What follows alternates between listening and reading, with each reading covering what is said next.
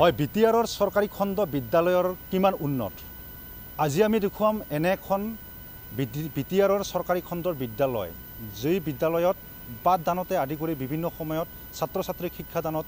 ব্যাঘাত জন্মা হোৱাটো পৰিলক্ষিত হৈছে আৰু এই মুহূৰ্তত মই বৰ্তমান উপস্থিত আছোঁ কোকৰাঝাৰ সদৰ চহৰৰ পৰা মাত্ৰ কিছু নিলগত থকা হেকৈপাৰা প্ৰাথমিক বিদ্যালয়ত এই মুহূৰ্তত মই বৰ্তমান উপস্থিত আছোঁ আৰু প্ৰথমতে এই বিদ্যালয়খনৰ কিছু দৃশ্যাংশ আমি ND24ৰ দৰ্শকসকলক দেখুৱাম যে এইখনে 321 নং হেকৈপাৰা প্ৰাথমিক বিদ্যালয় আৰু এই বিদ্যালয়খনে বহু বছৰৰ পৰা এনেদৰে জৰাজীৰ্ণ অৱস্থাত আছে কিন্তু আজিলৈকে কোনো বিটিআৰ চৰকাৰৰ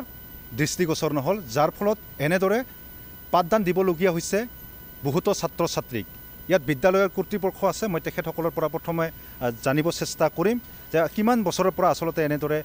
পৰিত্যক্ত অৱস্থাত আছে এই বিদ্যালয়খন আপোনাৰ ওচৰত আহিছোঁ আপুনি বিভিন্ন বহুত বছৰৰ পৰা আপুনি পাঠদান কৰি আছে গতিকে এই বিদ্যালয়খন কিমান বছৰৰ পৰা আসলতে এনেদৰে পৰিত্যক্ত অৱস্থাত আছে এই বিদ্যালয়খন 2012 চনত যে আমাৰ ৰাইট হৈছিল ৰাইট হোৱাৰ পিছৰ পৰাই এই বিদ্যালয়খন এনেকুৱা জৰাজীৰ্ণ হৈ আছে বিদ্যালয়খনত মুঠ কিমানজন ছাত্ৰ ছাত্ৰী আছে 225 জন আছে 225 জন আৰু বিদ্যালয়খন এনেদৰে পৰিত্যক্ত অৱস্থাত আছে এতিয়ালৈকে কোনো চৰকাৰী কৰ্তৃপক্ষক আপোনালোকে অৱগত কৰিছে নে কৰা নাই বা চৰকাৰী পক্ষৰ পৰা কিবা আহ্বান দিছে নেকি আপোনালোক আমি অৱগত কৰিছোঁ কিন্তু চৰকাৰী ফালৰ পৰা এতিয়ালৈকে আমি জনা নাই যে কি কয় অৱগত কিবা হ'ব বুলি কিন্তু আপোনালোকে অৱগত কৰিছে চৰকাৰী অৱগত কৰা হৈছে কিমান চনত স্থাপন কৰা হৈছিল এই বিদ্যালয়খন 1951 চনত স্থাপিত কৰা হৈছে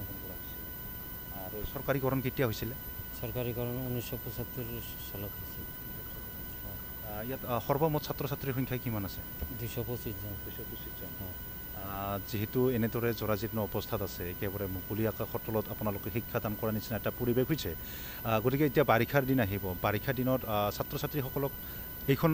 বিদ্যালয়তে শিক্ষাদান দিব পৰা যায় নে এই কোঠাত দিব পৰা যায় এই কোঠাত দিব পৰা নাযায় আমি এই ইয়াৰ পৰা মানে এই বাৰিন্দা যিবিলাক আছে দুটা তিনিটা শ্ৰেণী কোঠা আছে ইয়াৰ বাৰিন্দাত বহাই পেলাই আমি পাঠদান দিয়া হয় মানে বাৰিষা দিনত বহুত অসুবিধাৰ সন্মুখীন বাৰিষা দিনত বহুত অসুবিধা হয় বৰ্তমান চৰকাৰখনক কি আহ্বান জনাব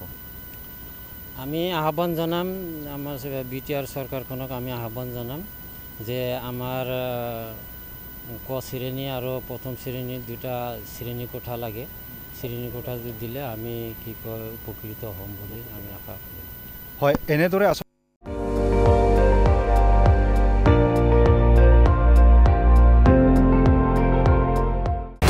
আপুনি চাই আছে ND24